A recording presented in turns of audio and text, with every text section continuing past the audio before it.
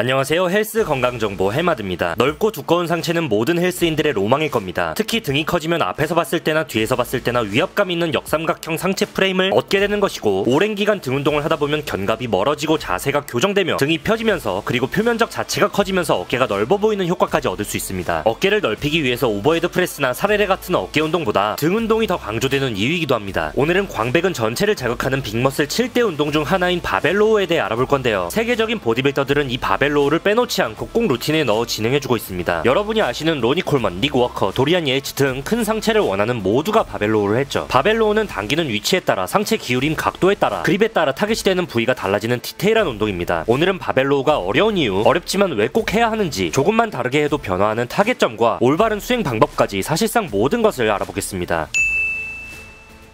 바벨로우는 말이 참 많은 운동입니다. 트레이너분들도 현직에서 바벨로우를 가르치시는 걸 보면 방식이 참 다양합니다. 보디빌딩의 정답은 없으니 틀렸다고 할 순 없지만요. 우선 바벨로우는 다리를 어깨 넓이로 벌린 상태에서 상체를 단단하게 중립 상태로 세운 뒤 힙힌지를 만들어 숙이고 바벨을 배꼽 쪽으로 당기는 등 운동입니다. 다른 운동들에 비해 높은 테크닉을 요구하는 운동이고요. 사실상 중고급자 운동으로 분류되는데 그럴 만한 이유가 있습니다. 우선 초보자분들 같은 경우는 광배의 근신경계가 발달하지 않은 상태인 경우가 대부분이기 때문에 광배 자극을 느끼는 것 자체가 어렵고요. 동작을 할 때 팔 근육이나 승모만 털리는 경우가 많습니다. 물론 팔과 승모도 운동되는 부위인 건 맞지만 광배가 주동근이어야 하므로 팔과 승모만 아픈 건 분명 문제가 있죠. 상체를 40에서 70도가량 숙여 진행하는 종목 자체의 특성상 어디에 자극점을 둬야 할지 판단하기 어렵기도 하죠. 더불어 코어가 약하거나 기초 근력이 부족한 경우 허리 통증이 느껴지고 자세도 무너지게 됩니다. 정말 어려워 보이는 운동이지만 그럼에도 불구하고 후면사슬 강화와 척추의 중립, 힙힌지를 적용한다면 보디빌딩 운동 역학에 대한 공부도 많이 되고 전신의 발달에도 아주 좋은 운동입니다. 처음부터 고중량 욕심 내지 않고 낮은 무게로 오랫동안 자세를 익혀야 되는 종목인 이유죠.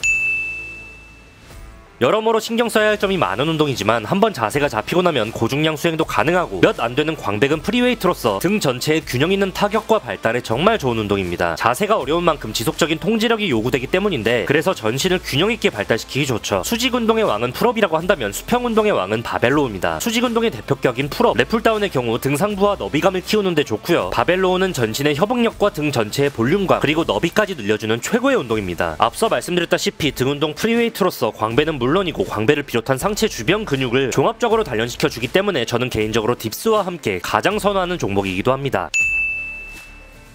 사실 데드리프트를 할 줄 알면 자연스럽게 바벨로우도 할 수 있게 되는데 시작 자세가 데드리프트의 힙힌지와 동일하기 때문입니다. 힙힌지를 명확히 이해하고 데드리프트를 정확히 수행할 수 있게 되면 바벨로우는 저절로 됩니다. 힙힌지가 어느 정도 되신다면 신경 써야 될 건 바벨을 당기는 위치, 허리를 숙이는 각도, 그립뿐입니다. 우선 당기는 위치가 조금만 달라져도 개입되는 등이 크게 달라지는데, 바벨을 배꼽 위로 당겨 올리면 등 상부와 승모에 자극이 많이 가고 배꼽이나 아래쪽으로 당기면 하부에 많이 타격이 갑니다. 어느 위치로 올리던 간에 동작 중에는 숄더 패킹을 통해 상체가 무너지지 않도록 하고 광배근에 지속적으로 텐션을 가해주셔야 하고요. 당겨낼 때는 가슴을 열면서 팔꿈치는 뒤로 찍어내고 양갈래 광배근의 힘으로 바벨을 들어올린다는 생각으로 수행하면 원하는 부위에 자극을 넣으시기에 용이합니다. 내릴 때는 견갑의 긴장을 유지한 채 광배를 늘려준다는 생각으로 신장성 수축을 주시면 됩니다. 상체의 각도는 일반적으로 30에서 70도까지 숙여주시게 되는데, 많이 숙일수록 승모 개입이 적어지고 광배 하부에 자극이 더 많이 갑니다. 바벨 중량은 중력과 더해져 수직으로 떨어져 상체 각도를 세울수록 등 상부가 수직 저항을 먼저 받기 때문입니다. 바벨로우는 수평 운동이기에 결국 상체를 최대한 숙여주고 당기는 위치를 배꼽 아래로 내릴수록 등 하부에 타겟팅을 할 수 있는 거죠. 다만 상체를 숙일수록 역학구조상 허리에 부담이 어느 정도 갈 수밖에 없게 됩니다. 이 때문에 고중량을 수행할 때는 허리가 부담을 느끼고 지탱이 어려워지므로 어느 정도 상체가 서 있을 수밖에 없게 되는데, 이는 광배 하부 타겟을 어렵게 하기도 합니다. 일반인 수준에서는 차라리 중량을 낮추고 상체 각을 더 눕혀 광배를 집중 타격하는 방식으로 수행해주는 것이 좋다고 판단됩니다. 만약 이마저도 어렵다면 티바로우부터 시작해보시는 것도 좋은데, 요즘 피트니스 센터에는 티바로우 머신이나 티바 거치대가 없는 경우가 많긴 합니다.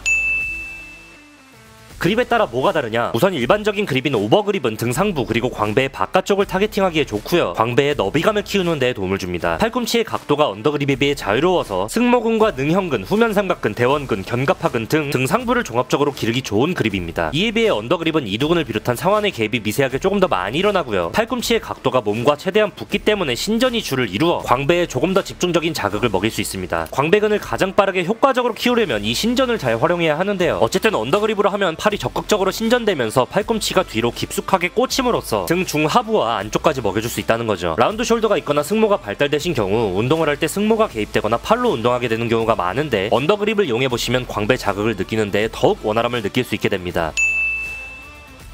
바벨로우는 중고급자 운동이 맞고 비교적 어려운 운동이 맞습니다만 그렇다고 접근하기 어려운 운동만도 아닙니다. 처음부터 제대로 된 자세를 익히고 힙힌지를 통해 허리로 오는 자극을 상쇄하고 하체로 무게를 지탱하는 연습을 한다면 상체 각을 효과적으로 눕힌 채로 광배에 먹이는 바벨로우가 가능합니다. 바벨로우는 전신의 후면부에 있는 거의 모든 근육들을 사용하는 운동이기 때문에 정말 좋은 운동인 게 사실입니다. 때문에 오히려 저는 초보자일 때부터 가벼운 중량으로 연습하면서 바벨로우를 빠르게 배워두시는 걸 추천드립니다. 오늘 영상 내용 유익하셨다면 구독, 좋아요, 알림 설정 부탁드리고요. 해마도 구독자 여러분, 오늘도 뜨끈하는 하루 되시기 바랍니다.